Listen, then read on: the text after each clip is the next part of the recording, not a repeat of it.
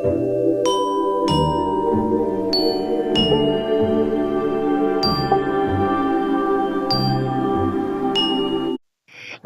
To the best social teacher. ఈరోజు ఈ వీడియోలో సౌర కుటుంబానికి సంబంధించి ముఖ్యమైన ప్రశ్నలు రూపొందించడం జరిగింది.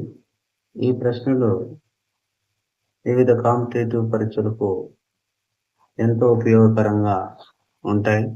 ముఖ్యంగా ఏపీటీఎస్సీ, ఏపీ టెట్, ఆర్ఆర్బి మొదలగు పరీక్షలకు ఎంతో ఉపయోగకరంగా ఉంటాయి. ఫస్ట్ క్వశ్చన్, ఏ అంతర్జాతీయ సమావేశంలో ప్లూటో గ్రహానికి గ్రహం యొక్క హోదాను తీసివేయడం జరిగింది?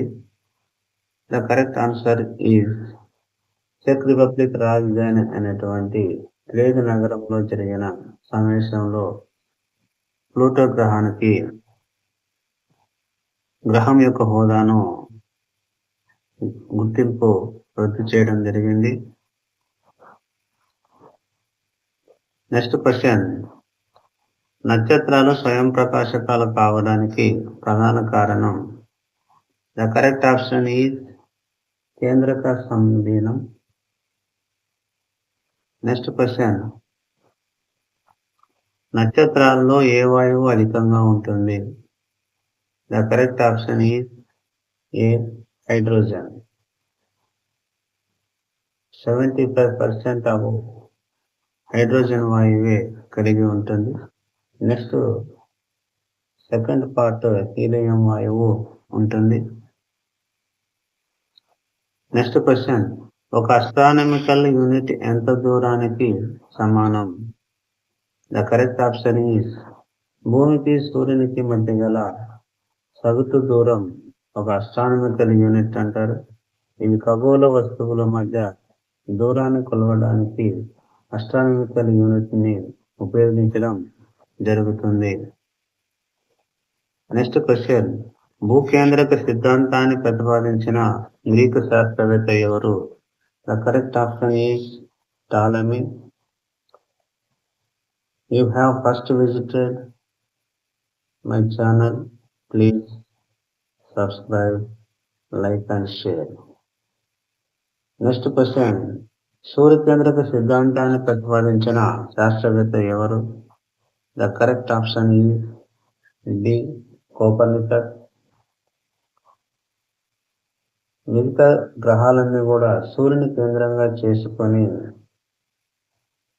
తిరుగుతూ ఉంటాయి అని నిరూపించినటువంటి శాస్త్రవేత్త Copernicus.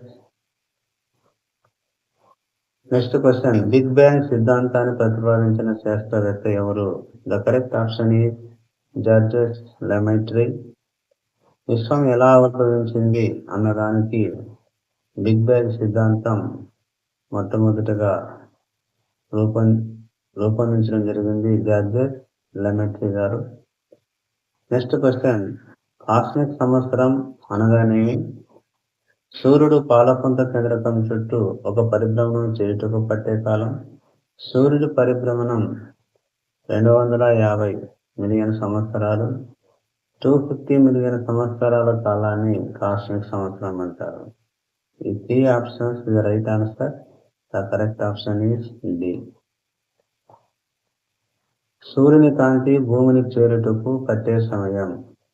The correct option is 8 నిమిషాల 20 సెకండ్స్.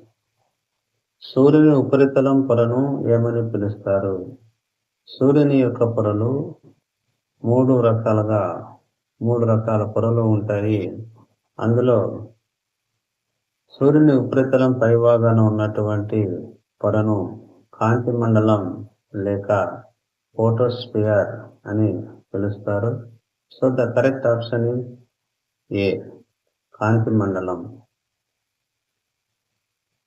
గ్రహాలలో అతి చిన్న గ్రహం. సౌర మండలంలో మొత్తం 8 ప్లానెట్స్ ఉన్నాయి. అందులో చిన్న గ్రహం వచ్చేసి బుధుడు, మెర్క్యూరీ. నెక్స్ట్ క్వశ్చన్, గ్రహాలలో అతిపెద్ద గ్రహం ఏది? ఈ గ్రహాలలో అతిపెద్ద గ్రహం the correct option is D బృహస్పతి. ఉదయ తార, సాయంత్రం తార, morning star and evening star అని ఏ గ్రహాన్ని పిలుస్తారు అనగా the correct option is B శుక్రుడు. గ్రహాలలో అత్యంత ప్రకాశవంతమైన గ్రహం ఏది? The correct option is B శుక్రుడు. భూమి యొక్క కవల గ్రహం అని దేనిని పిలుస్తారు? The correct option is B శుక్రుడు. తూర్పు నుండి పడమరకు తిరిగే గ్రహం ఏది? The correct option is B శుక్రుడు. అనగా సూర్యుడు పడమరను ఉదయించి తూర్పున అస్తమించగలుగుతాడు శుక్రగ్రహంలో. నెక్స్ట్ క్వశ్చన్, గ్రహాలన్నింటిలో అత్యధిక సాంద్రత గల గ్రహం ఏది? The correct option is A భూమి. సూర్యునికి భూమికి మధ్య గల కనిష్ట దూరం ఎంత? The correct option is 147 million kilometre. దీన్ని పరిహేలి అని కూడా పిలవడం జరుగుతుంది. సూర్యునికి భూమికి మధ్య గల గరిష్ట దూరం ఎంత? The correct option is D 152 million kilometre. దీన్ని అపహేలి అని పిలవడం జరుగుతుంది. నెక్స్ట్, చంద్రుని కాంతి భూమిని చేరుటకు పట్టే సమయం ఎంత?